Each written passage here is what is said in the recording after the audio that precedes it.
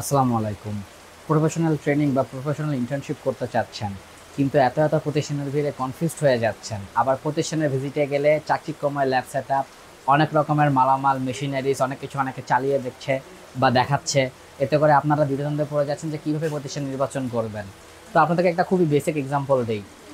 আপনাদের পলিটেকনিক্যাল ল্যাবে বা ইউনিভার্সিটির ল্যাবে অনেক সরঞ্জাম সাজানো থাকে, অনেক মালামাল সাজানো থাকে, অনেক সেটআপ সাজানো থাকে, কিন্তু আপনারা নিজেদেরকে প্রশ্ন করুন, ওই সেটআপে আপনারা কাজ আদৌ করতে পেরেছেন কিনা কোনোদিন, কিংবা ওই সেটআপে কাজ শিখে কতটুকু শিখতে পেরেছেন বা নিজের হাতে কতটুকু ওই সেটআপ হাত দিয়ে ধরে কাজ করে দেখতে পেরেছেন।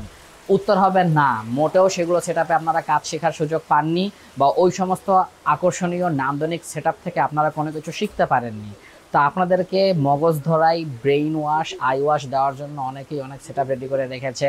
কেউ হয়তো ক্রেন চালিয়ে দেখাবে, কেউ হয়তো বিভিন্ন কনভেয়ার চালিয়ে দেখাবে, কেউ হয়তো ফিলিং, পাম্পিং সেটআপ বা বিভিন্ন কিছু চালিয়ে দেখাবে।